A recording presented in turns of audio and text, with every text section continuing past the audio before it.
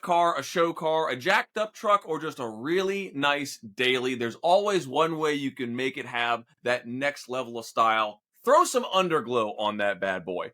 Be able to make sure that you use not just any product, but glow-toed products. Why is that? Well, they come with pre-terminated connectors and lines, which means no crimping, soldering, or wiring involved other than hooking up to the battery. That's right, this is not your granddaddy's LED kit. They use 3M adhesive strips. They have all the mounting hardware to be able to use on multiple surfaces, detailed instructions, and a bunch of different freebies included in every order. Now, how do you save some money? You go to their website, www.glow-toad.com, and at checkout, make sure to use promo code THEDIRTDROP to be able to save 10% off your next order. To be able to see more of their work online, check them out on Instagram at GlowToad Lighting. What is going on, everybody? Chris DeBoard here for another episode of the Dirt Drop Podcast. My guest today is a true and dear homie, fellow brother in the great state of Maryland, Formula Drift ex-Pro Spec driver, and just all-around person that you want to know when it comes to not just the chassis that he's driving in, but also some of the stuff he's picked up along the way in very, very, very short time. And we are speaking of none other than Mr. Alex Lichliter. And it's hard to get his name right, but I think I did, right? Lichliter, like you're licking a lighter. Okay, yeah. Well, you had a sticker, I believe, too, like that you had out for a while, didn't you? Yeah, oh yeah, I still got it. It's one of my Fantastic. Well, hey, brother, thanks again for taking your time out of your evening to be a part of this. But, I mean, I've known you for quite some time. Tell the people, who is Alex Lichliter and how did he get into the great sport of drifting? I'm just a normal guy. I fell in love with drifting. I started drifting back in 2008, 2009. And I went to a Formula Drift event in 2007. That was actually the first little snippet I got of drifting. And once I went to an event, dude, I was hooked. And then I found out there was local events, so I went to local events. And then I went to get ride-alongs, so I brought a helmet with me to get ride-alongs. And then I got a car and I started drifting, and I was like, dude, this is amazing. And back then, there wasn't really many other sanctions other than your local events or FD. We didn't have clutch kickers. We didn't have, all these different money comps and gamblers, Right. all these different series. So it was a little bit easier to make the jump because it wasn't so mainstream yet. Well, So obviously, starting. that's how I got into drifting. Go ahead. That's how I got into drifting. So the biggest thing, though, is your car progression. I think there's something to be said about it because, I mean, I've seen you from where you started to that monster that you have behind you. Can you kind of talk about what you started in chassis-wise and setup-wise versus where you're at now and what you're driving in? Yeah, so I started in a 240. I think that was pretty typical of people in my age range. So we all started in a 240, I feel like, and then unfortunately that car got crashed at a local parking lot. It was so silly. I wasn't drifting or anything. Someone ran into my car, and I was like, oh my gosh, my 240. But yeah, I had a couple more 240s and stuff, and I really started liking the drifting some more. And I was like, if I'm gonna pursue it, I should probably do it in something a little bit more modern. So I bought the Scion FRS the year it came out in 2013. So I bought it the year it came out because I truly believed that it would be the new 240.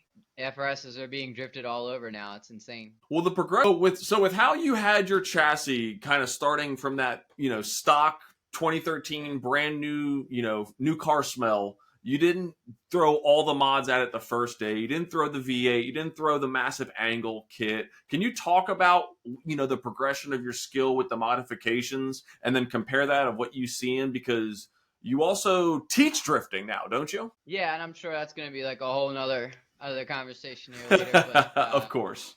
Yeah. So I bought the car in 2013. That was the year it came out. There was really no modifications to the chassis yet. And I drifted the car on track just 13 days later after I purchased it. What? It had 111 miles on it, and I bought it on Black Friday, and then I took it to DOD at Summit Point which is always like the first weekend, or I think this time it was like the second weekend in December. So that's how that happened. Uh, but then I Wow. ended up drifting the car with the factory Boxer, the four cylinder, the FA20. I ended up Hmm. drifting that for 3 years. The V8 swap didn't start until 2016. That's when we did the V8 swap, because that's when we started taking it a little Wow. more seriously and said, maybe we want to do some comps or some pro-ams and certain things. So, but yeah, for 3 years I did factory FA20 and slight mods at a time, right? Started with like a welded diff and then changed to getting an ankle kit. And dude, when I got that ankle kit, I was like, dude, I'm like, this is awesome. There's nothing better. And I also did coilovers and certain arms, suspension arms to get the alignment right. And then put it on ethanol, right? So I put it on E85 and we gained 55 wheel horsepower just by switching fuel. Didn't have to change injectors, didn't have to change fuel pump.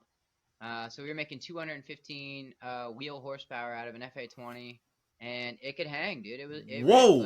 it was actually pretty sick. These are the days when I was drifting with like Thomas Miata, and like that kind of like paints a timeline of when I was doing this, and I was still able to hang with some guys. I was drifting with Mike Perez and some of the Hmm. guys that were trying to do some pro-ams and stuff like that. So it was a lot of fun, man. I'm really happy with what the car presented to me before I went like full like.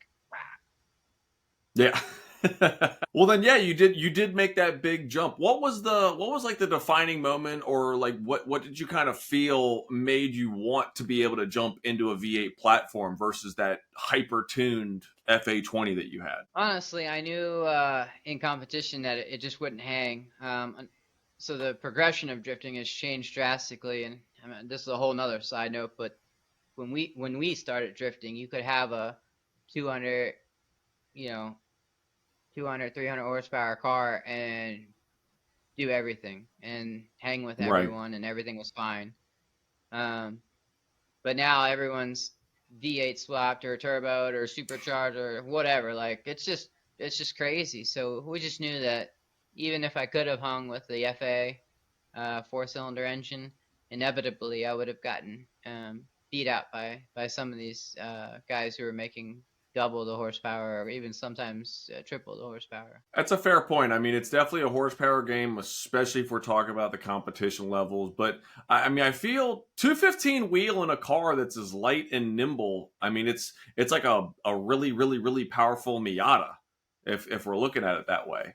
Yeah. Is that still something that you think people could take advantage of if they're learning on, and then still be able to get enough skill on that to be able to make the jump like you did? Absolutely. Yeah. Your skill set and um, your driving and drifting abilities don't come from horsepower.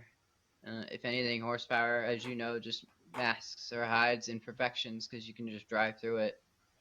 So if you can wheel a car that only makes 200 horsepower and hang with the big boys, when you jump in a car that makes 600 horsepower, you're still going to be able to hang with the big boys. There's definitely something to be said about driver mod. There's a lot of people that don't think about that, but it's the core skill that you take from every single car you drive. And then speaking of which, like I mentioned, you do offer a school service and have an organization to where you teach people how to drift. Can we jump into that?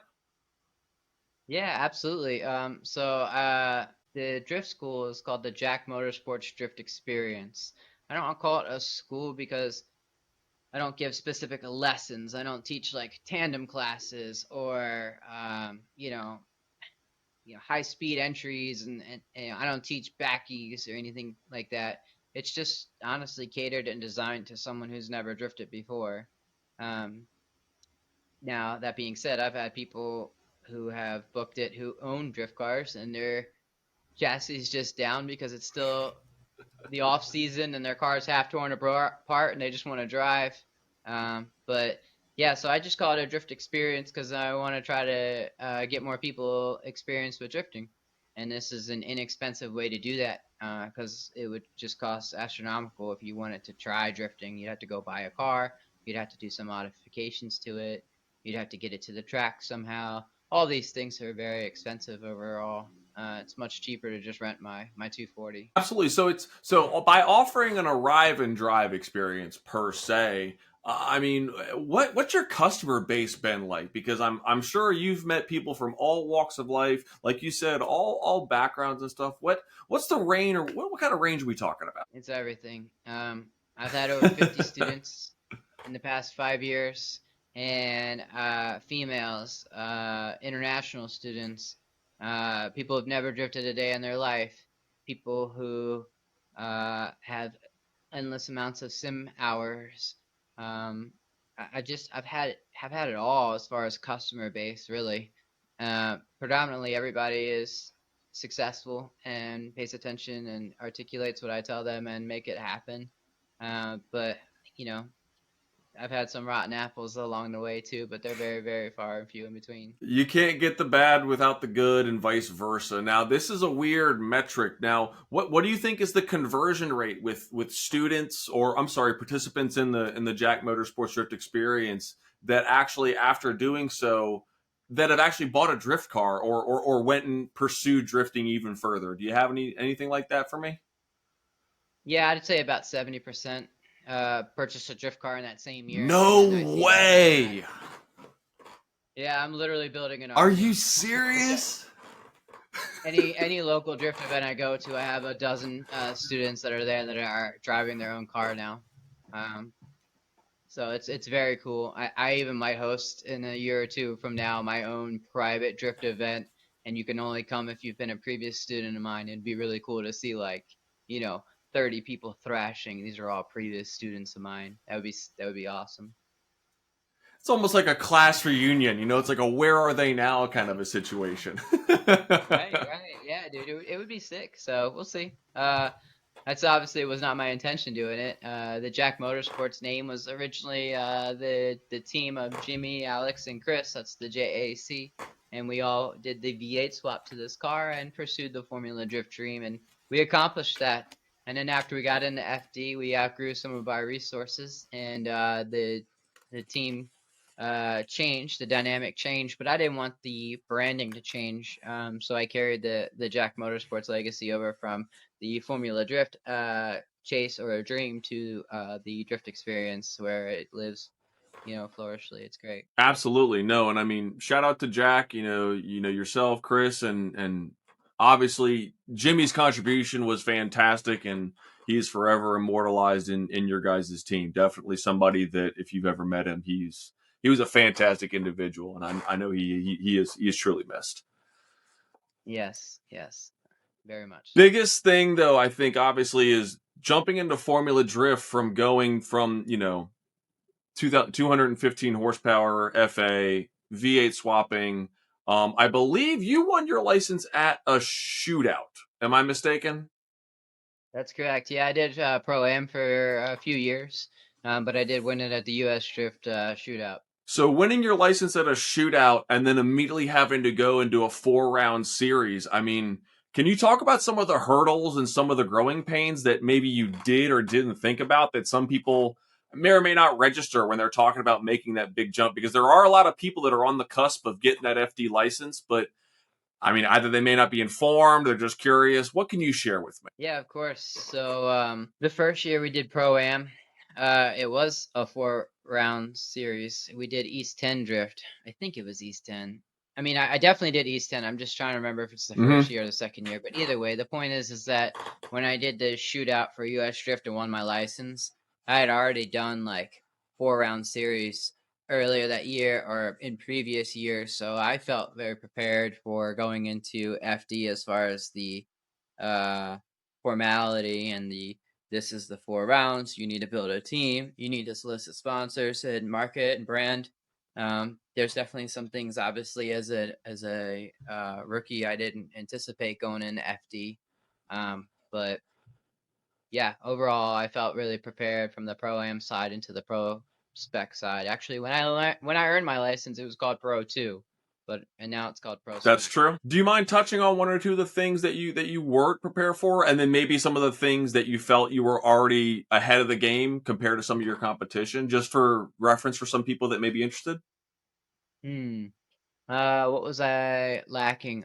One, the I understood the traveling and the 4 rounds and the team and that kind of stuff, but I didn't realize that um we would have autograph signings and you needed to bring something to sign in advance, Oh, or the knowledge of how many spare parts to bring or how many tires to bring or how much fuel or some of those things, um also as a rookie in FD, a lot of these drivers are people that you would look up to, or maybe you watch them on TV or in a competition, or maybe you've met them once before and you're a fan of some sort.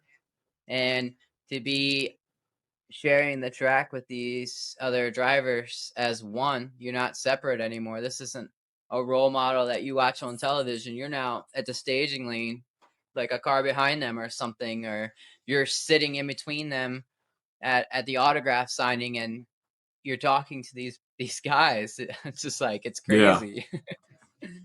So that's the unprepared part. The prepared part, I felt prepared with a newer chassis. Coming to FD, a lot of the drivers of my competitors at the time didn't have newer chassis. That wasn't a thing.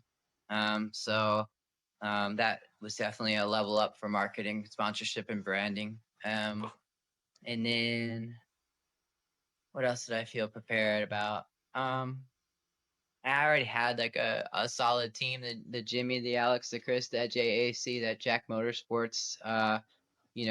Was fully there for the first couple years, and um, that really helped. Go from pro am to pro spec. No, and I mean, to your credit, I watched your program go those the years that you were in FD, and the knowledge that you carried over from every year was 100% apparent. I mean, the talking about the spares, the professionalism of your program, and just the outside perspective. I do want to give you the credit where it's due, because it was definitely impressive. But you touched on something that I really think is important: sponsorship. Um, Yeah, it doesn't matter if you're in the pro am or the pro spec or the pro or the international drivers. Having people help you in your journey, partner sponsors, however you want to call them, is important. And you actually spoke. I was a part of it at a sponsorship summit. Um, can you just do like a quick dive on what that opportunity was about and why it was important to you? yeah. Are you speaking directly about the sponsorship summit, or just in general the whole sponsorship stuff? Well, I mean, let's make it a two-parter then. Let's talk about the sponsors in general, and then your participation in that sponsorship summit. Because you were, I mean, Amanda Sorensen was part of that. I know Kelsey Rawlings was a part of one of the other ones. Um, it was a big deal to me, but I want to be able to deep dive in this. Yeah, so I met Alex Schiller at PRI. He was giving a small snippet advertisement of his sponsorship program and how to gain sponsors and stuff like that. And I met with him after PRI, and I was like, hey, I feel like I resonate a lot with what you're saying. Like, maybe some other drivers don't, you know a lot of what you're talking about, but I think I really do, and I would really like to, you know, deep dive with you a little bit further and talk some more heavier things in the subject. So we did.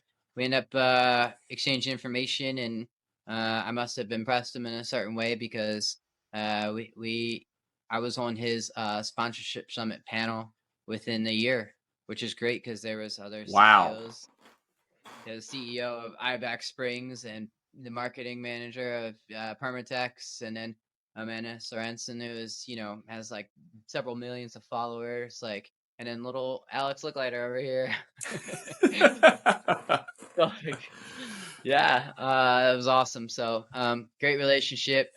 We still talk, and I've been on the show a few times, and I've learned a lot of stuff, and A lot of this stuff comes down to just networking too. Once you get to a certain level, it's like who you know, what opportunities can be presented to you, what kind of doors can open.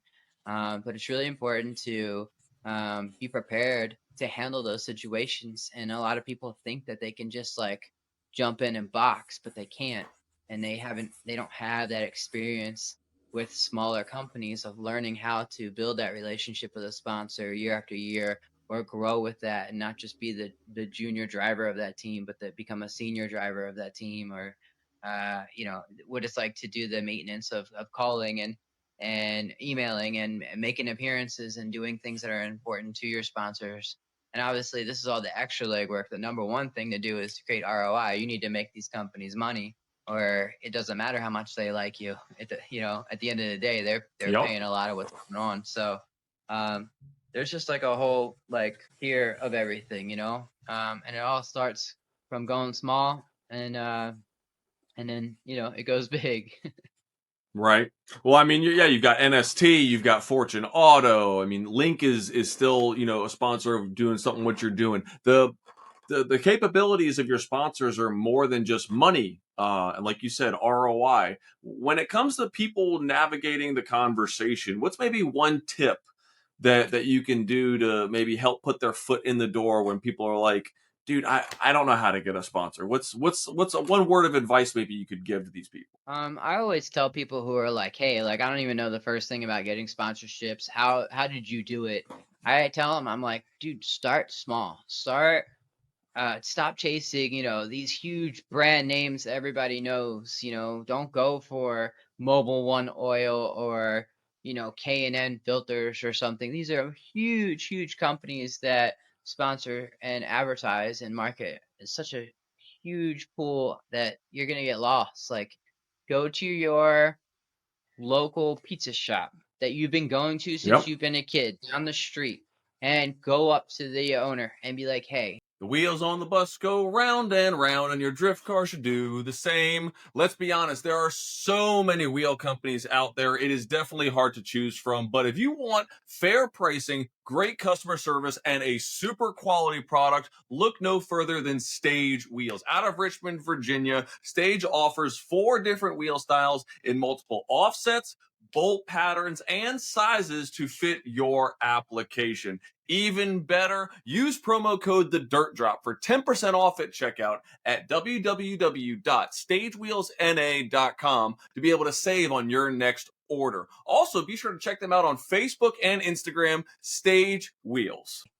I'm going to start doing something real. I'm going to chase a serious series, and I would like to develop a relationship with you. And I love your pizza. I come here all the time, and I think you would be a great, uh, you know, relationship builder to, uh, for me to help you get more money and for me to put your name on the side of a race car.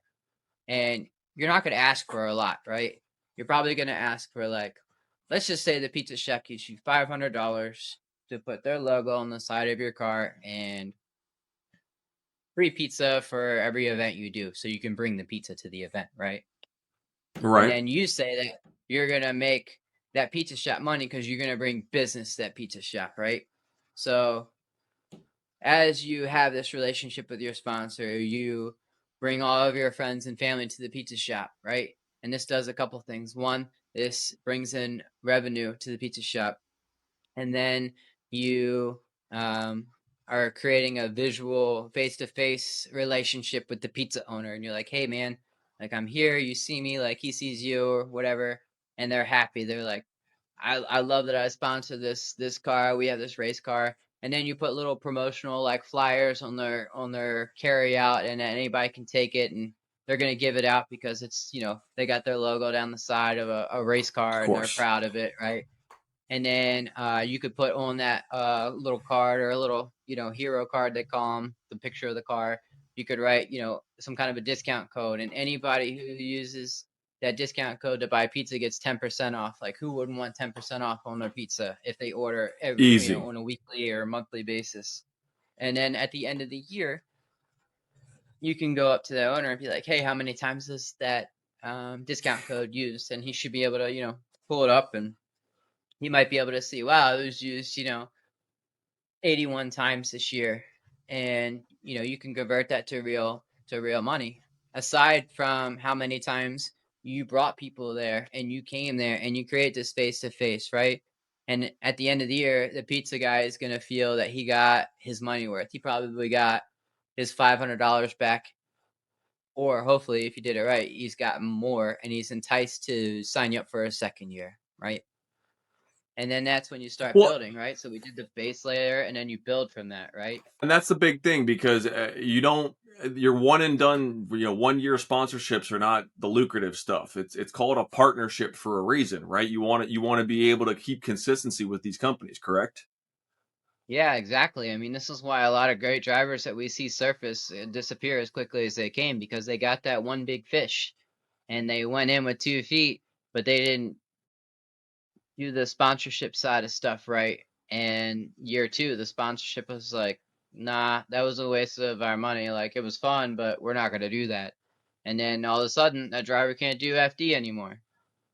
Yeah. No, and See that all the it's time. happened all too many times in 20 plus years of Formula Drift on top of everything else that's drifting related in our community. I know you touched on the pizza shop because of present company excluded, but do you think that people aren't going after a lot of the non automotive based partnerships that they should be doing too? What are your thoughts on that? Yeah, everybody goes about it wrong. They go after the wheels and the tires and the all the things on cars. Cars that go car, car, car. And car sponsorships are important. Don't get me wrong. Trust me, I have plenty of car sponsors on here, but car companies want to give you product. And if you were to get picked up by something not car related, let's just say here I'm drinking Spin Drift Seltzer. Okay, I'm drinking a seltzer water, and let's say I want to get sponsored by Spin Drift. Well, Spin Drift is not going to give me wheels or superchargers or fluids, right? They're only going to be able to give me one of two things. They're only going to be able to give me money or a lot of Spindrift. And my car doesn't run on Spindrift. So, It does not. yeah, so they would have to give me money, is what I'm getting at. Just like the pizza shop. The pizza shop can give you all the free pizzas in the world, but it's not going to fund this car, right? So my Absolutely. my advice to anyone, it would be to go after, if you're looking for money and financing, you should go for anything that's not car related. That's exactly what I wanted is a fantastic observation from understanding that it's not just about the car game. Being that you've been involved on both sides of it, the pro side and the grassroots side, you step away from Formula Drift, back on the grassroots side. What are some of the things that you're starting to notice about the grassroots drift scene now that you don't have to be FD for 12 months out of the year focused? I know I'm in Maryland, but just grassroots drifting as a whole right now. What's your thoughts? I love grassroots drifting because this is where the fun is had. Not that it's not fun in FD, but FD is definitely like work, right? You have to have crew members. You have to, spend lots of money. It's just, it's a very work atmosphere. In fact, a lot of people don't think about this, but when you're in FD, you have to spend a lot of time doing things outside of FD to stimulate entertainment and fun for the people who are working with you. Otherwise, they will not come back every year because it's just work, work, work. I learned that Absolutely. actually from Chelsea Denofa and Von Gittin Jr. They were at a drifting event and they filmed a YouTube video that they went to a water park, and they all went to a water park going down slides and swimming in a pool like at the night before like comp or something. And I was like, what are these clowns doing? Like, you need to be at the racetrack, like double checking your nuts and bolts and whatever. But yeah, I learned that from them, that you really need to invest a lot of time outside of FD with your team to make reliable, repeatable team. But anyways, um, grassroots shifting. Yeah, I love grassroots shifting because that's where the fun is truly had. Because if your car breaks, you just you can attempt to fix it. But if it's something like serious, like you blow a transmission or something, you don't need to have a spare, and you don't need to put it in 5 minutes. Like, you just say, okay, I had a good day until that happened, and now I'm gonna, hang out with my friends or enjoy a beverage or two after a hot day or something. You know what I mean? Like, grassroots drifting is awesome, and it's plentiful now too. So uh, I'm sure you can relate. But back when you and I first started drifting, we could go to every single drift event in the entire year. Like, Yes. there now, I can go drifting 5 different places every single weekend. Anyone And it's can. all I like know within some like a areas. 3 or 4 hour region, depending on where you live, Yeah. right? So fortunately for me, living in the DMV in the Mid Atlantic area, I have access to a lot of resources. But even if I lived in, Omaha, I could still go drive somewhere. It might be a long drive, but I could go to any 5 different events, east, west, north, south, whatever. Right. All the different areas. Yeah, like you can literally go drifting every weekend anywhere. I mean, so I want to look on the other side of that too. Do you think, as much as awesome to be able to have multiple drift events everywhere, every weekend and stuff like that, do you think it dilutes some events to where they're not as popular just because, oh, well, I could drive here or I could drive here. I mean, everyone wants to go to Final Bout, let's be honest. Everyone, Hyperfest, that's, gives no comparison. Drifters of December, you don't ever book an event on the same weekend. But I don't know. I just I don't want to be able to have you go to 100 drivers and 25 at each event, and then the event doesn't clear because obviously we all have our nut we have to make. But if there were 3 events and there were 33 drivers at each event, it would be more profitable for everybody involved. I don't know. Like, maybe this is me thinking out loud. What are your thoughts? Yeah, I'm sure if all the different racetracks sat down at some like Godfather table as gangsters and sat down and said when they were all doing stuff, maybe it would be a little bit more exclusive to go to different events and not so diluted. But they don't talk to each other. I'll end up planning events the same weekends, and then you got to choose. This is true. And I mean, there are a lot more drifters in 2025 than 2015 or even 2007, if we're being honest. 100%. Absolutely. Yeah, it's evolving. Drifting's evolving. So I try to get everyone's perspective on this. What's one good thing about how drifting is evolving, and what's one thing that you wish that we could maybe shy away from or not do as much? Hmm. That's a good question. What's one good thing about drifting and the direction it's going? Well, as it continues to become more mainstream and get more popularity, we should be able to start seeing people who can make a living doing it. And we are seeing that. We do see people now making a living doing drifting.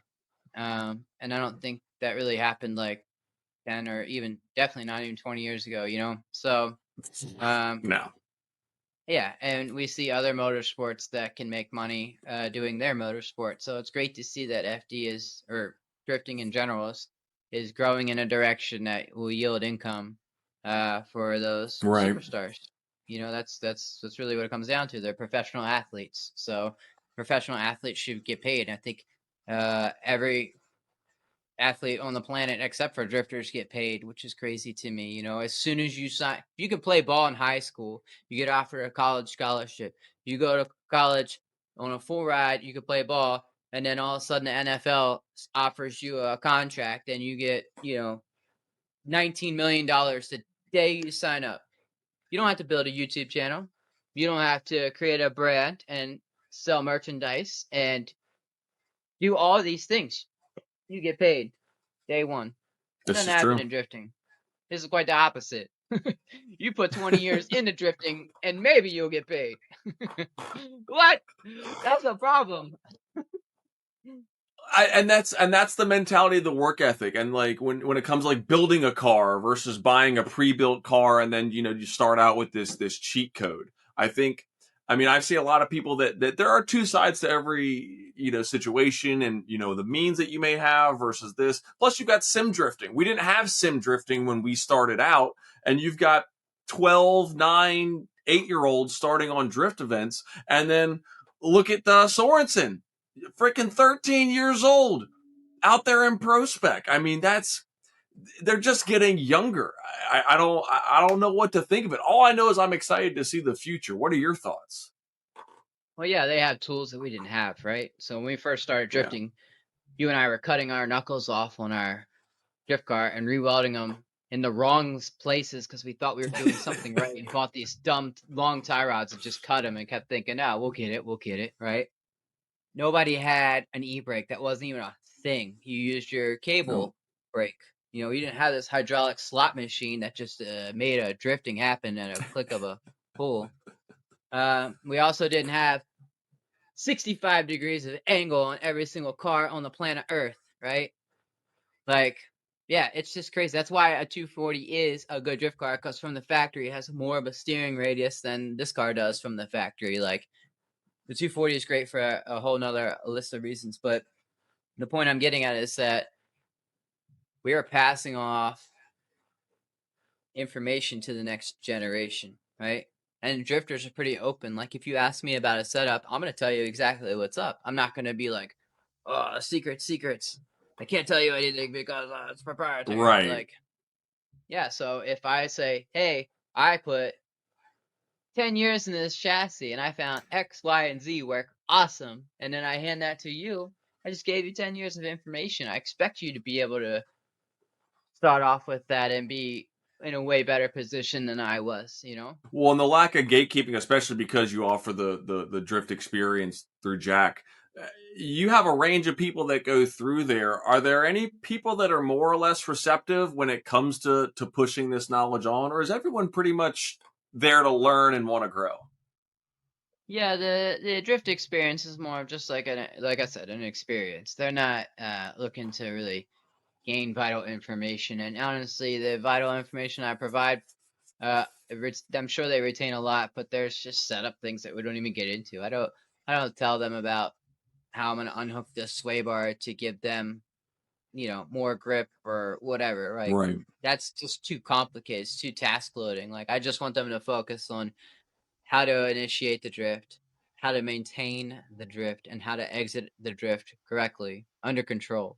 Well, just one turn, right? And once we can master those things in one turn, then we can introduce it to one turn here and another turn down the track. And then once they get each of one of those individually, then we can talk about linking them together, and doing the different things. So you just create realistic goals, and too much setup or knowledge about that stuff might be a little intimidating at first. But if they were to get their own drift car and hit me up, at the drift event 6 months later or a year later and ask for some more information, of course I would give it to them. In fact, I've driven a lot of their cars and be like, "Yep, we got to talk setup." This. Yeah. So going through that, yeah, success is the goal, and being able to want to be, pushing yourself through the sport of drifting is one thing. What are some words of, I don't know, encouragement, or how do you deal with people who may or may not be getting the concept to be able to kind of motivate them and push through the struggle of not understanding what they may need to do to push themselves forward? Um, Drifting on track takes a lot, right? It takes a lot to be there. You have to mount your tires before you go, and you have to load them in the truck and trailer, and hook up the truck and trailer, and load and drive, and pay your entries, and all these things, right? And you probably did a really cool modification to your car to get ready for the event, right? Because you're so excited. And then you're at the event, and you only get this much time, and you Yep. just want to drive. You're just so excited. And I think a lot of drivers just push through things just so they can keep driving. But there really is something to be said about the test and tune. Like, go do a lap or two and then go and take your sway bar off the car and then go do a lap or two and learn why we have that and how you Right. can apply that to your driving. You know, Nobody I could go to any grassroots event. If there's 50 drivers, I bet you 5 or less have spent any time testing and tuning their car in the rain. Like Hmm. rain setup. They don't know what Yeah. tire pressure to run. They don't know what to do with their sway bars, their dampening. They don't know what to do with anything on the car in the rain. But these are the same Huh. people that are like, I want to compete in a money series or in pro am because I want to go into FD, and then they go and it rains and they drive like not okay. You know what I mean? Like you really have to put some R&D, and you have to you have to be um oh shoot, what's the word I'm looking for? You have to Well, you're be not just disciplined proactive. enough. Yeah. You have to be disciplined enough to just not go out there and do 40 laps because you know you can get that in an 8-hour day or a 4-hour day or whatever your day looks like.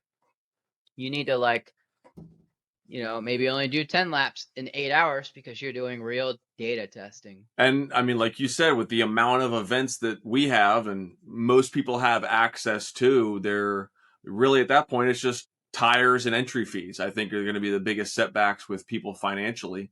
But that leads me into work life balance. You are in a very unique position with your job to be able to have the freedom that you have to be able to go Yeah. drifting, work with the sponsors, building the cars.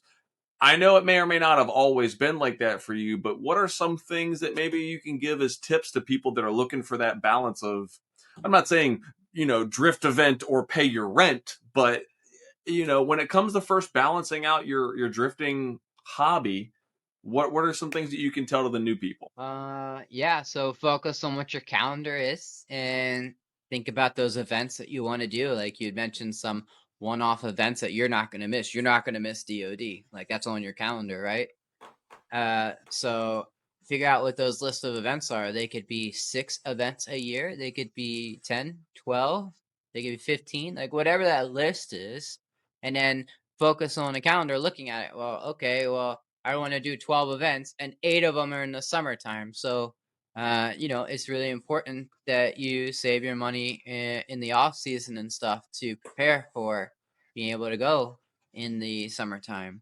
And if you Look, it doesn't matter if it's your first drift day ever or you've been drifting for almost 2 decades like me. Safety better be one of your top priorities when you're hitting the track, and Velocity USA has you covered. Based out of North Carolina, they literally have you taken care of from head to toe with regards to safety equipment, whether it be helmets, Hans device, custom made race suits, gloves, shoes, undergarments, everything to be able to make you FIA and SFI certified, as well as also having teen and children's safety equipment. You need crew apparel? They can take care of you too with their custom made crew logo shirts for both adults and children. Check them out at velocita-usa.com or on social media, Velocity USA on Facebook and Instagram. And make sure to use promo code TDD10 at checkout on their website to save 10% off on all Velocita branded products.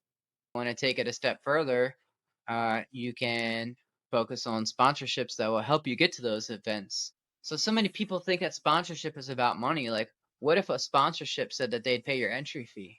How much more times could you go Ooh, drifting because of that, right? Maybe the of pizza course, shop says, absolutely.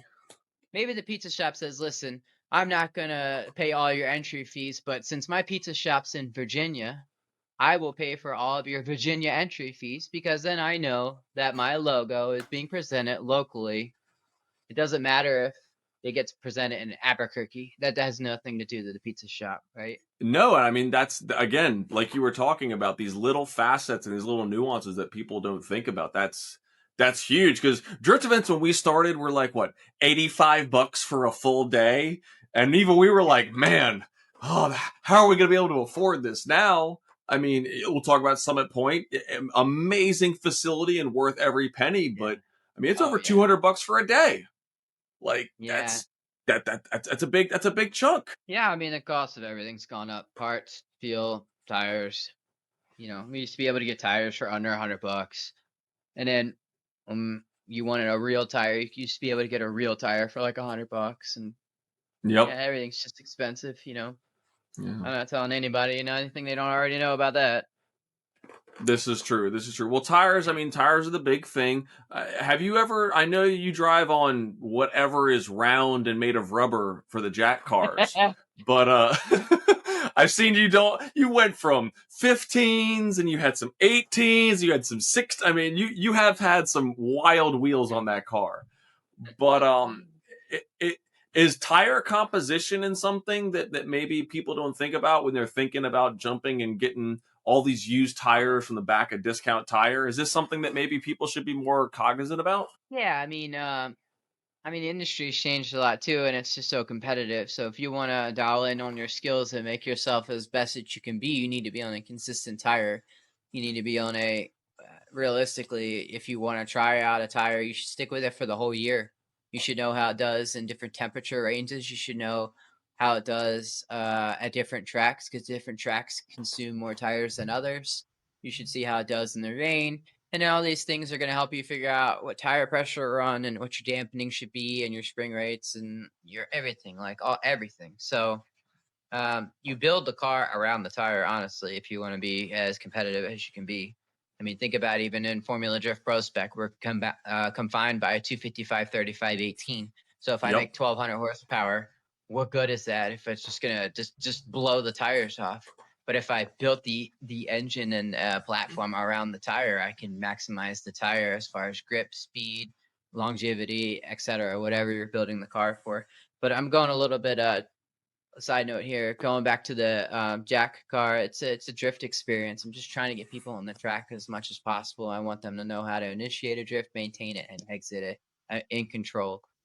So we're not really worried about consistency on tires of how they're wearing or grip and certain things. I can those all can be driven around in a very elementary setting where you're learning how to just get the rear end of a car out for the first time and know what that feels like. Of course, of course. So I'm not here to embarrass anybody, but I think we've all made mistakes in our drifting career. What's one event, one experience, one time in your drifting career that you wish you could just take it back?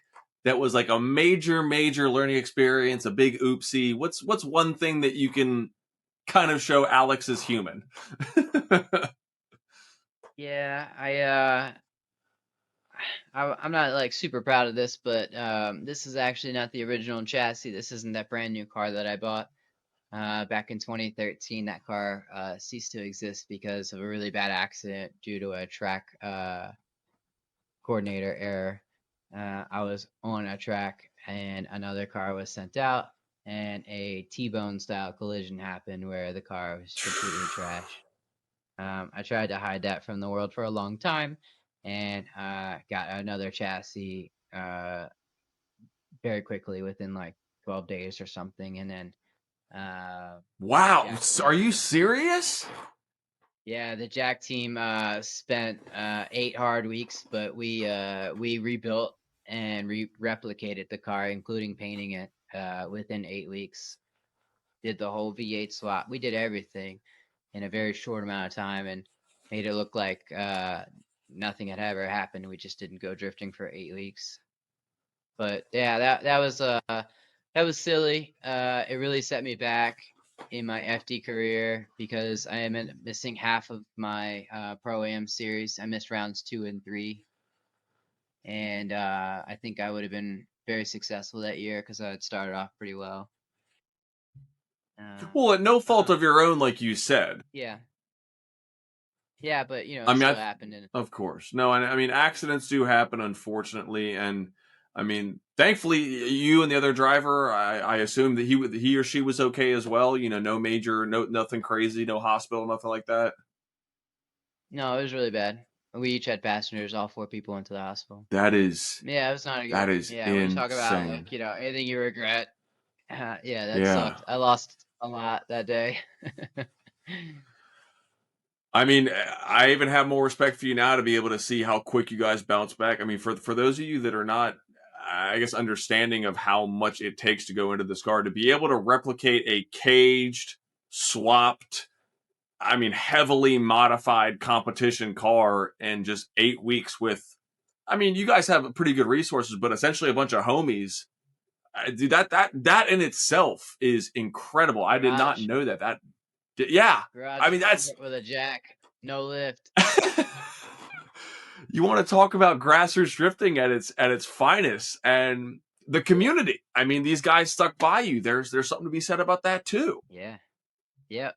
I So wow, that's well again, dude. My hat goes off to you to be able to carry out that and still yeah, no, I'm literally in shock and disbelief. But the car behind you is no slouch. It is a mean piece. Can we kind of do a little bit of a deep dive on what she's got, what she's working with? Right. So it's V8 swapped. It's got a hole in the hood because it's supercharged. So we're supercharged V8 on ethanol by Sunoco, and we have a dog box transmission with a quick changer, and literally the recipe for any pro spec driver. if it's not the if it's not that, it's a 2J with the same other stuff I just said. Um, Everything's on Wise Fab, you know how it goes. So yeah, uh, it's pretty awesome, man.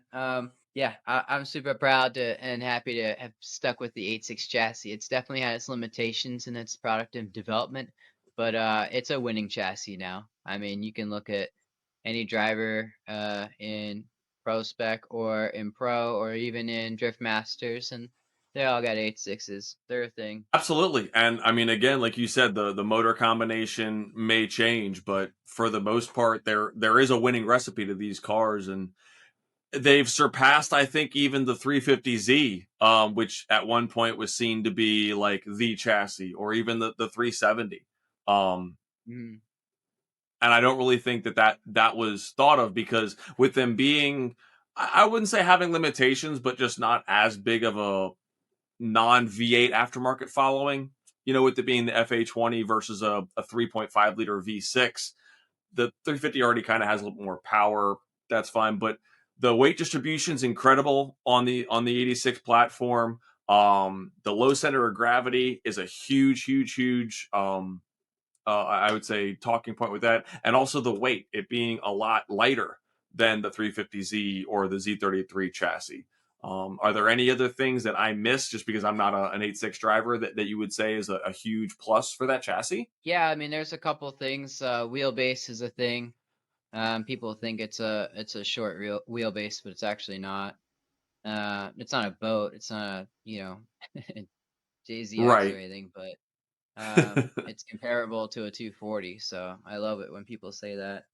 Um, it doesn't have rust, like like all the other drift cars. It's a newer chassis. And then also, once again, product and development. So they still are making stuff for this car to make it more competitive, and it's cool. It's cool to have been part of that product development. I've worked on many parts for these chassis with many different sponsors, and it's just cool to be like, oh yeah, you're running those coilovers.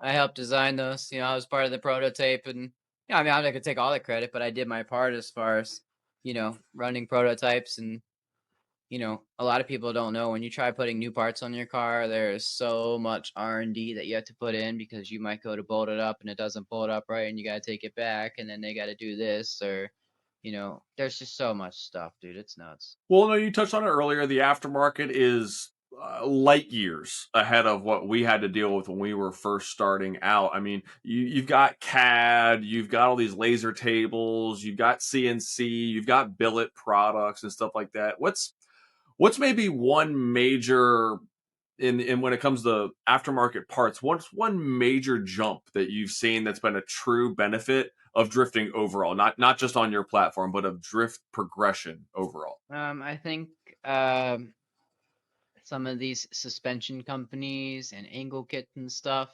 are really like putting some serious science into making a product that really caters to drifting.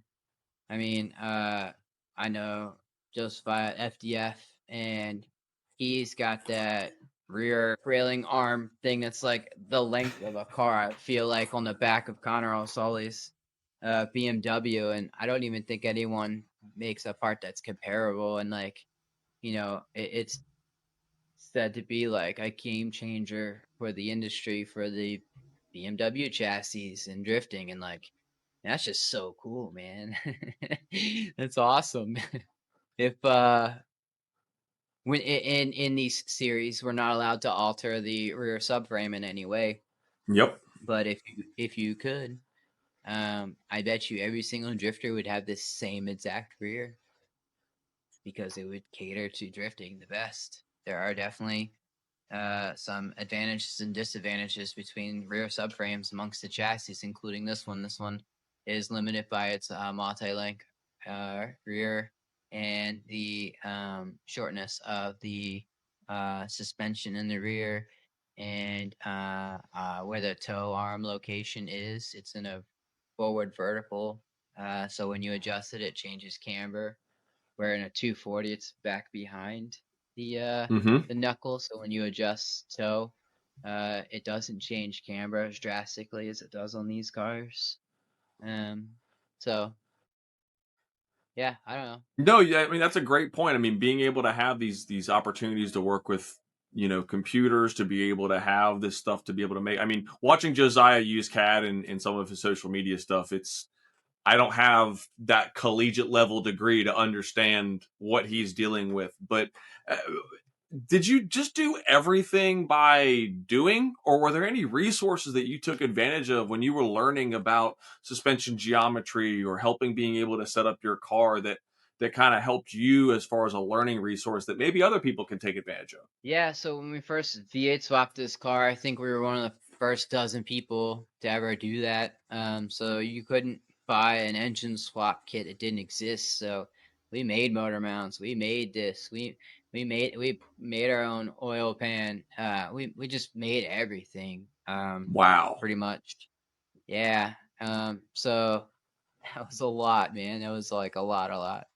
Now you can buy all that stuff. Everything I just said you can buy for these cars. And then as far as setup and stuff goes, it was really you had to be disciplined enough to test and tune. You had to like know if you want to know how this works, you need to play with it. So many people put coilovers on their car, they adjust it into the center, they go on track, they make one or two adjustments, barely Boop any boop boop boop. adjustments at all.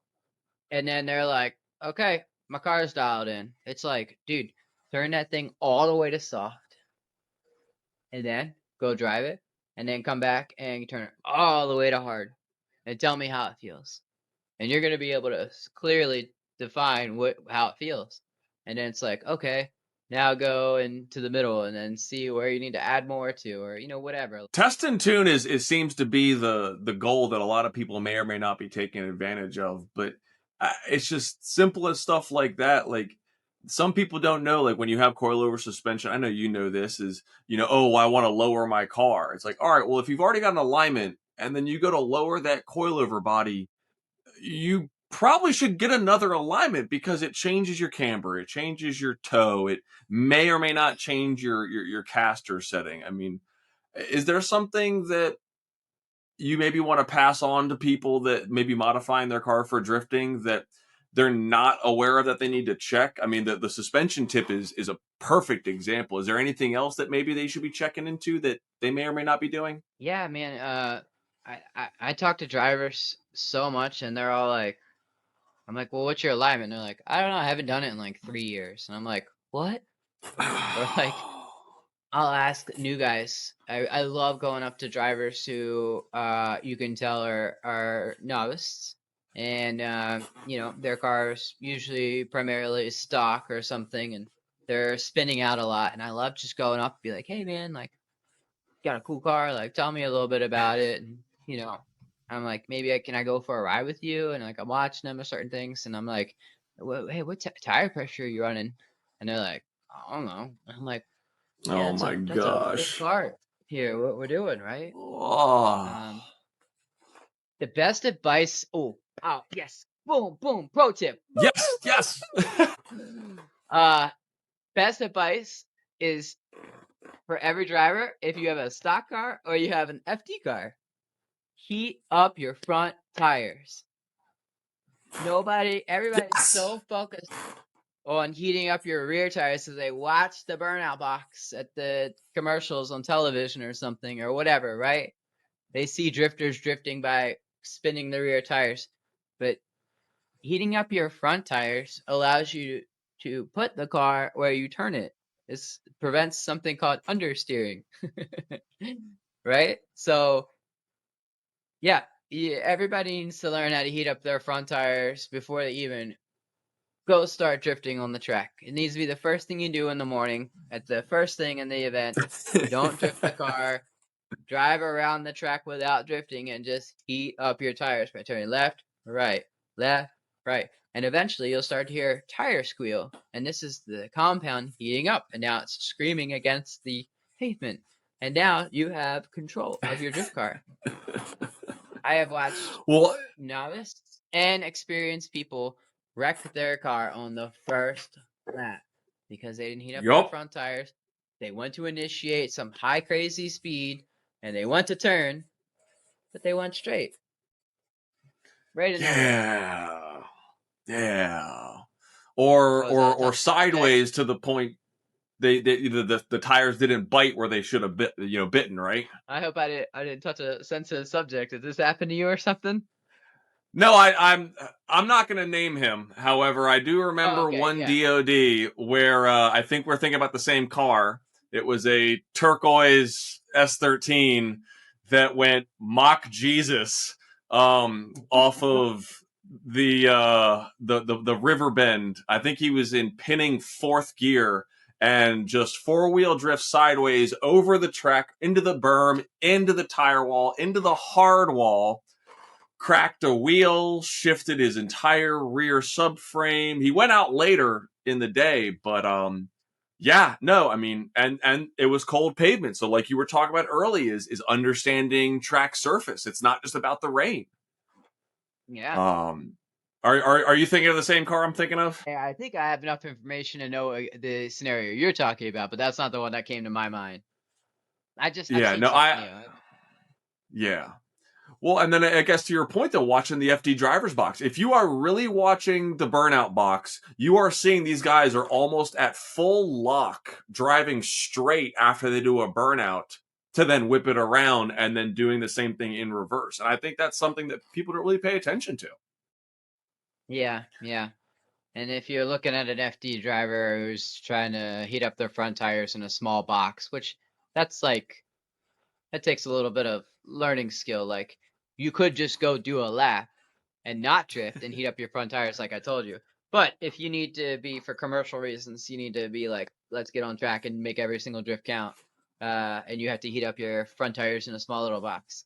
Then you'll notice that let's be honest, it doesn't matter if you have 100 horsepower or 1,000 horsepower. If you don't have tires, you are going nowhere fast as a drifter. That's where JAC Nova comes in. With their broad range of tires available for all horsepower ranges and skill levels, you want to be able to get on board with them to make sure that your drift day is not only fun, but smoky as it should be. From the Supersport RS, the RS606, and the Mac Daddy JR500, JAC Nova has a tire offering to be able to make sure that you get the proper size and compound for your build. Make sure to use promo code TheDirtDrop for 10% off when checking out at their website, www.zacnovaus.com, and make sure to check them out Facebook and Instagram, JAC Nova US.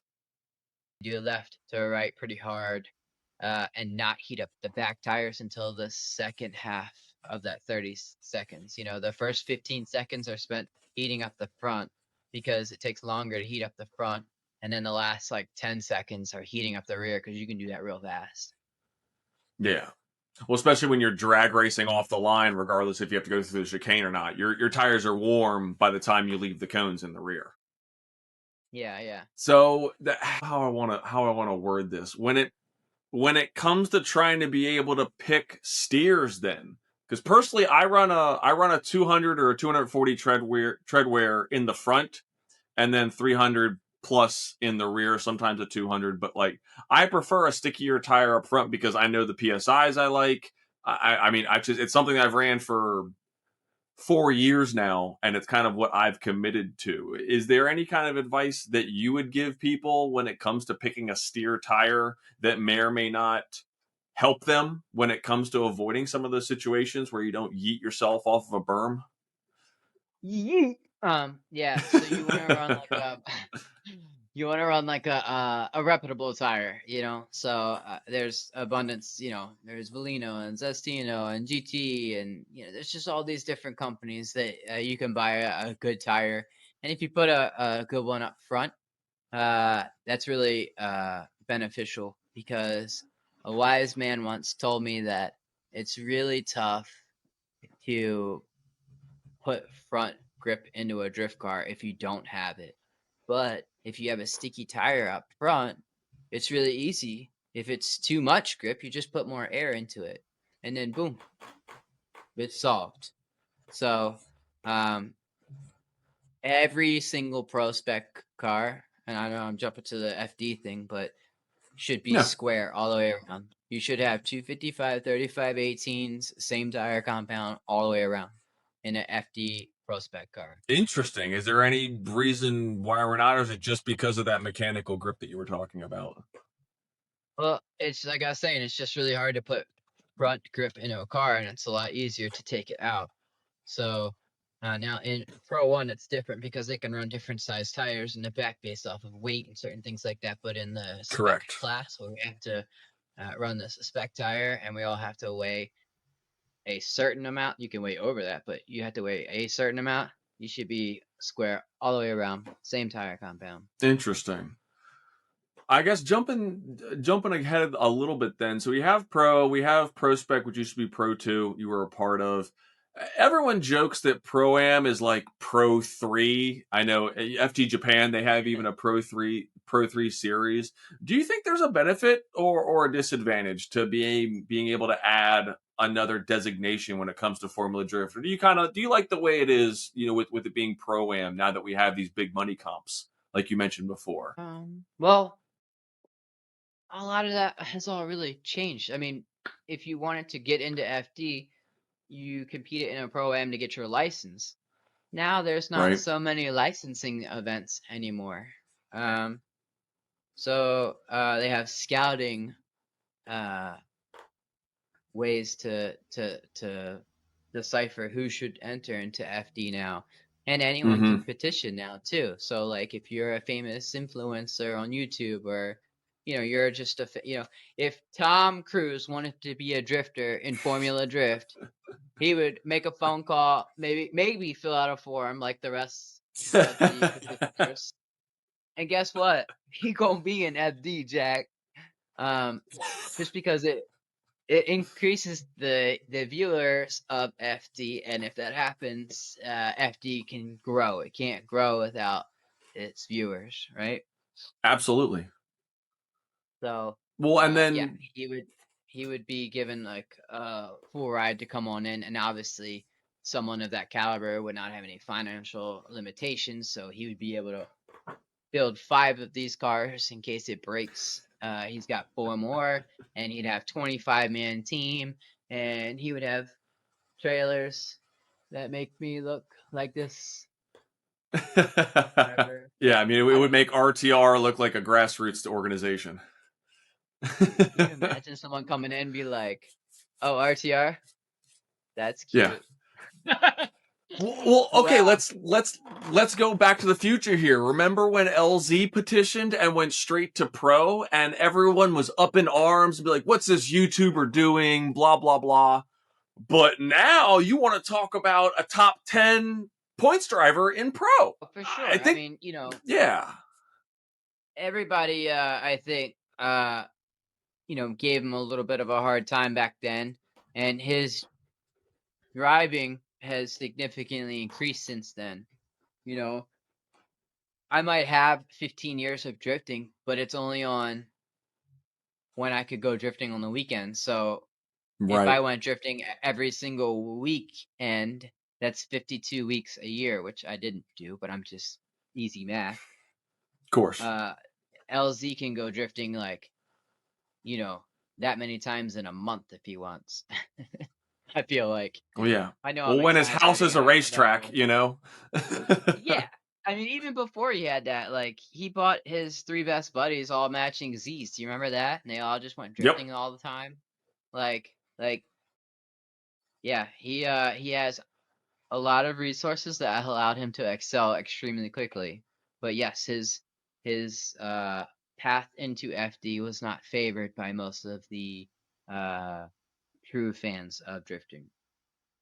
Absolutely. No, and there was a key point, you just mentioned it, is he bought 3 of his friends Z's and they all drove together. There's something to be said about being a grassroots drifter and having that group of drivers where you go to every event you can together and you drive together and you grow together to be able to get that skill up there. And I think if you're like a new driver, your first couple events, it's, hard to break into some of these, wouldn't call them cliques, just, little drifter groups and stuff like that. So, I mean, I know you, me, and Lewis, and Dylan, even Dylan McCumber, I love to Yeah. drive with you guys whenever we can see each other, and we party hard, and it's wonderful. And I think we're all helping each other progress in a certain way. What's maybe your piece of advice if you're a new driver and you're trying to talk to some of these guys about maybe driving with them when they're already an established group? I mean, it really just depends on what you're going for because so many people say they want to drive an FD, and it's like, well, okay, so you took me, Lewis, or you said you, Lewis, and Dylan.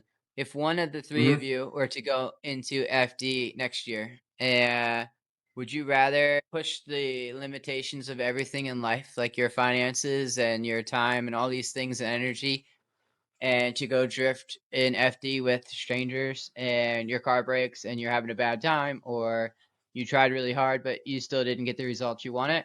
Or would you rather the three of you have matching three cars and you can go drifting down the street within an hour or two several times a year? And, what would you find more enjoyment out of? I mean, me personally, is I the homie hangs, the bash driving and stuff like that. I had my own dreams of trying to do Pro 2 back in the day. But yeah, me personally, I want to be able to drive with the homies. I want to bang doors. I want to spin out when we all do a 3-car spin out. Nobody hits. It's safe, and then we go back to the starting line and we rip it again, right? But that's just me. I Yeah. think everyone, it's like introspection they need to do, right? Yeah, I agree. And I would much rather drive with the homies, man. That's why you started drifting. You had fun driving with the homies. A lot of people think that all this is really cool, and it is cool, trust me, but it's a different level of cool. And in FD, 10% of it is driving. The other 90% is growing your sponsorships, creating content, autograph signings, drivers meetings. You got to be here to do this. You got to do this, this, this. Like it's all marketing. It's just branding. It's all it is. FD is just branding. And if you're not branding, uh, you're honestly wasting time because you will get outbeat by the guys who are branding correctly, and the people that do brand correctly get the correct sponsors that you would wish that you had had, and they will be able to go places that you just won't because that's just how that goes. It's a marketing thing. I mean, it is competition in more sense than one, and yeah, that definitely is a surprise to a lot of people, regardless of what position of outside looking in they're talking about. But even in grassroots, I think, yes, sponsorships, but also just trying to grow your own brand when it comes to having fun. Social media is important. It's very, very, very important. What are some of the things that you found that came, Or who? very naturally to you? I would say it's important for whatever your goals are when it comes to drifting. Because Okay. if you want to be able to try to get better, you take some videos and post them and be able to watch them over and over and over again. Or if, like you said, you want to be able to have sponsors, that you need to be able to have media to be able to show them, to be able to show, yeah, you're not just in some basic stock car spinning out all the time, that you're able to provide entertainment value. Wouldn't you agree? Yeah. Yeah, yeah. I guess it just depends on But what yeah. what you're trying to do with it. Yeah, but you don't need social media to go drifting. but you need social media to do things No, outside of just drifting locally. right, and I think that's also where it's helped drifting grow positively, is because you can be able to see so much more. Like back in the day, we had the forums where we would be able to wait and see people upload pictures and videos of events that already happened that we didn't even know existed. Now there's event pages and there's reminders and email blasts and all that kind of stuff. But in the sense that drifting is growing because of social media, is there anything that you want to be able to see in the future with regards to drifting and social media that would be a benefit? Mm-hmm. Um, Nothing comes to the top of my mind. I mean, I will admit that the social media side of all of this is not my favorite thing.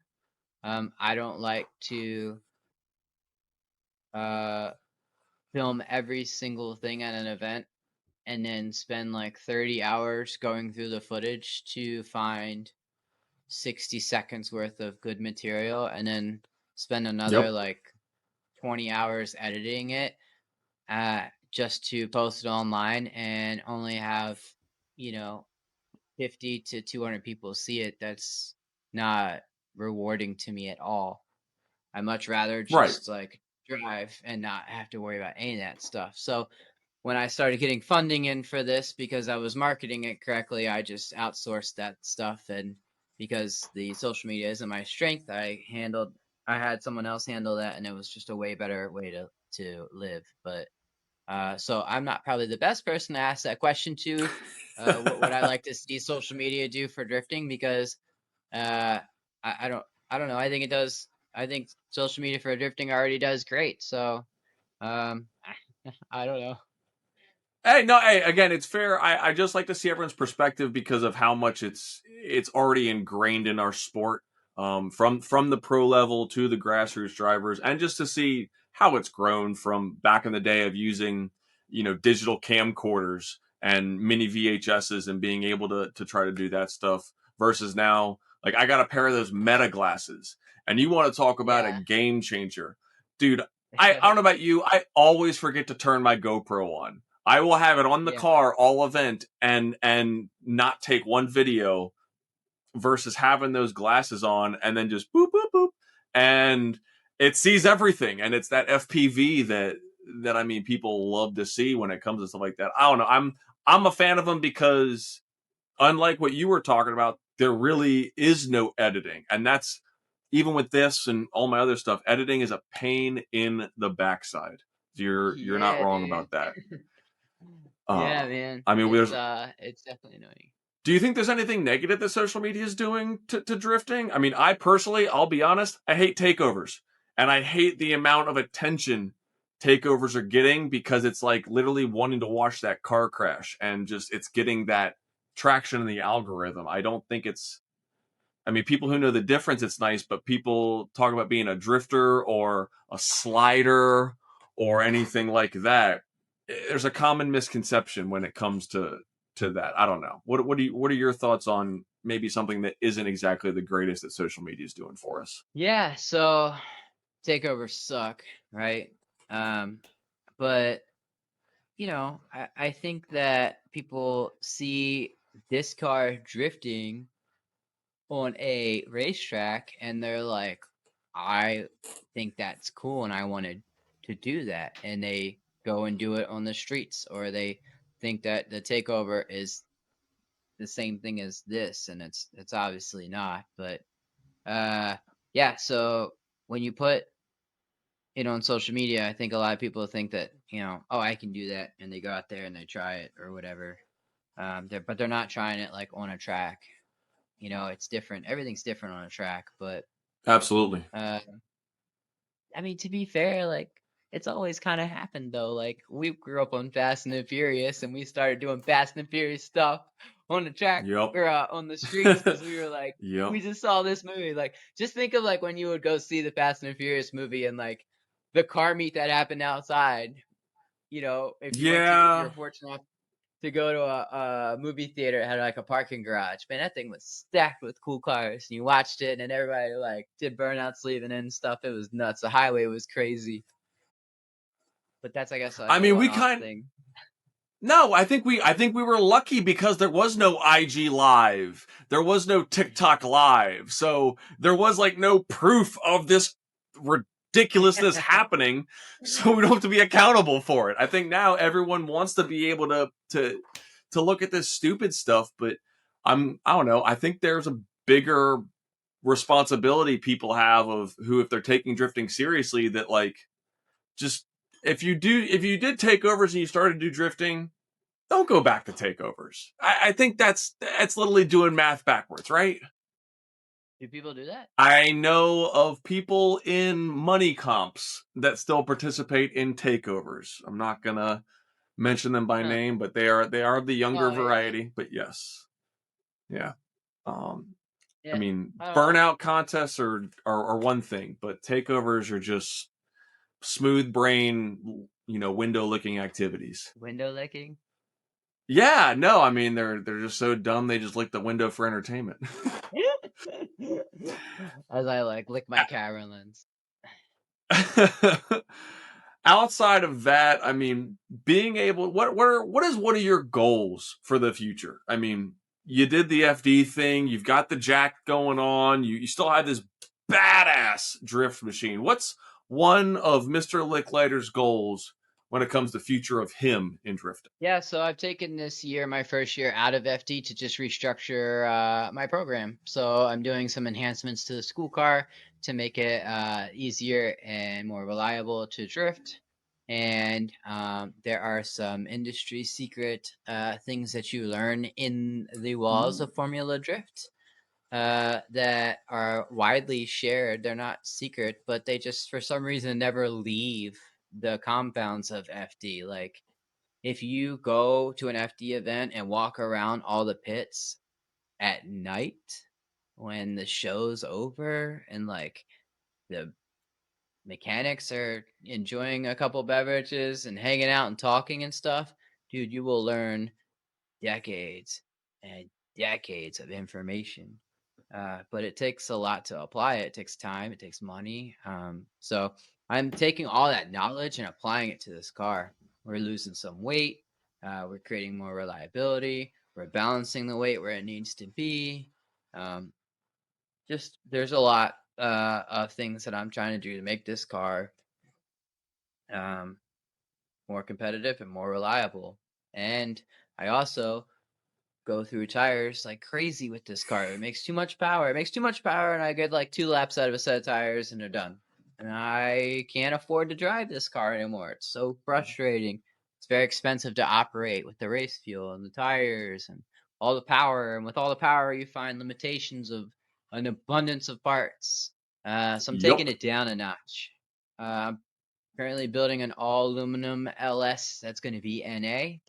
My Oh, goal is for it to make like 450 to 500 horsepower. So I will get more laps out of a set of tire so I can afford to drive it. It'll be NA, so it'll be simpler to work on. It's going to be full aluminum, where this is supercharged iron. So we're going to save like 200 pounds on mm, the nose. We're gonna move some weight around. Uh, yeah, man, I'm just really excited for I should have done this stuff a long time ago, but sometimes you get so wrapped up in assembling a team and showing up to the. It takes a lot to just show up to the line at FD. I ain't talk about drifting, but to just get to that start line, it takes everything, man. It really does. but being able to lay it on the line, I mean, you made some great memories, some unforgettable connections, and obviously you learned information that, truth be told, is not privy to a lot of people. Yeah, for sure. Uh, so, with that being said, I do like to sign off with, one piece of advice that you have for the grassroots drifter that's looking to go to his first drift event, whether it be as a participant or as a spectator, or maybe he's crewing for one of his buddies that says, "Hey, I need a hand," and they're newer to Yeah. drifting as well. What's one thing that you can be able to give as a piece of encouragement to these people? Like as if they're like trying to go into a series of some sort, you mean, or? Just to motivate them to want to continue to pursue the sport of drifting, whether it be as a hobby, as a professional goal and dream, or just as something that you love doing with the boys. Yeah, just keep it fun. And there's gonna be different levels of your career, whether, it's not even including FD or not, that you just need to make sure you're keeping it fun. Keep it fun and you know, not everybody's self-funded, so if you are looking to uh, you know, go into a bigger league, you need to learn how to brand and market yourself, so that you can get sponsors, so that you can do the things you want to do before you get burnt out or go into a bunch of debt. Because for something like Formula Drift, well, it takes everything. It takes all is my answer when people say, how much is it? And I'm like, it's all. And they're like, what do you mean? I'm like, it takes every dollar. And then it takes more than that. Like it takes more than what you have. And it takes all of your time. So no more weddings and Christmases and holidays. And you have a relationship. Yeah, good luck. It's tough, man. It takes everything. It literally takes everything. So it's not just about driving at the world's best tracks with the world's best drivers in the most harsh conditions, pushing the machine to its maximum capability. That part's really cool, but Yeah. it's a lot. It's a lot more than that, and it's not easy. It's not easy, man. I mean, you look at some of the best drivers from the division island, or it wasn't as a pro spec. We have Tommy Lemaire and Hmm.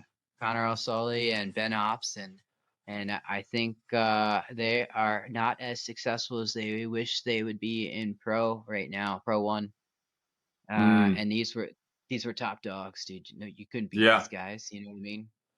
They're doing great. I'm not discrediting them, but No, of course. uh, dude, it's just tough. People just don't understand how tough it is. It's tough. Well, and that And jump too being from prospect to pro is not a small jump. No, no.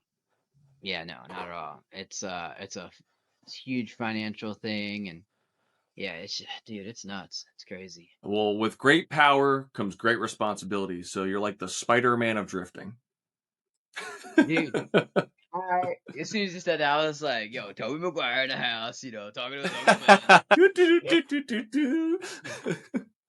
Dude, this has been a homie hang like no other. Now, I do want to give you Yeah, a man. chance to be able to shout out all of your sponsors, anyone you want to give thanks to be able to support your program. And how do we find you on social media so we can enjoy seeing what you do? Yeah, so you can find me on social media as Alex Drifts. I've been doing it for too long. There's no spaces or underscores. It's just Alex Drifts on everything.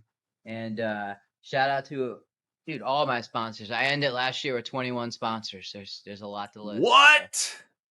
yeah, yeah. So and I retained uh, a lot of them, even being outside of FD. So don't think that you have to be in a major series to generate income for companies to maintain sponsorships. So that's a whole nother thing. But yeah, top dogs are definitely Wow. non-stop tuning. TDMI, which by the way stands for Taiwan Domestic Market. Everybody knows JDM, TDM, and then I just stands for imports. Sunoco, Fortune Racing, uh, those are definitely my top sponsors, but all my partners involved, man. I'm so fortunate for everybody that I have on board. I love the relationships I've created, and I enjoy doing all the networking. I mean, we're filming this podcast right now. I don't know when it will air, but tomorrow morning I jump on a flight from Maryland to Seattle because I'm going to Formula Drift Seattle to help promote and make some sales for one of my sponsors out there. So that's just one way I'm maintaining, some sponsorships outside of FD. Aside from all the other kind of drifting events that I'm doing outside of FD, there's so many things now with clutch kickers and grid lights and hyperfests and dude, there's just so many. There's so many. There's cash money competitions. There's gamblers and catch my drifts. There's just so much, Hmm. and these are just some of the stuff is a little bit more regional to me, right? I mean, there's even stuff on the West Coast that I'm not even mentioning. So there's just a lot of avenues to do fulfillment in competition or prize money, or there's just a lot of opportunities that didn't exist when you and I first started drifting, and I'm really fortunate that there's all these other opportunities. Absolutely. No, and like you said, the hustle never stops. And I, again, want to congratulate you on your continued success with your program. And dude, you're an inspiration to a lot more than just me. And I really can't wait to see what you do next. Seriously. Thanks, man. Thanks. I appreciate that. One of the homies always will be one of the homies. I will never, ever, ever change. Free ride-alongs all the time. Oh, you're too nice. Oh, I got the little homie discount. Oh. No, I'm telling Guys, anyone listening to this, this is what well, got me into drifting. there you If go, you see guys. That me, is your voucher. dude, if you see me at an event, I will give out free ride-alongs from the morning up to the morning end, or to the day ends, all day long. Never charge, ever. I don't care. Never. Well, ladies and gentlemen, you've heard it here first, so make sure to check out Alex Lichliter on track and make sure he is a man of his word, which I don't doubt that he will be. Guys, I am Chris DeBoard. You can find me on social media, Chris DeBoard on Facebook, Debo the Comic on Instagram, and you have just experienced another episode of the Dirt Drop podcast here on YouTube. Want to be able to thank our sponsors as well, Zeknova Tires, Stage Wheels, Velocity USA, and Glow Toad Lighting. We will see you on the next Dirt Drop. Peace. And that's it. We're done. Nice.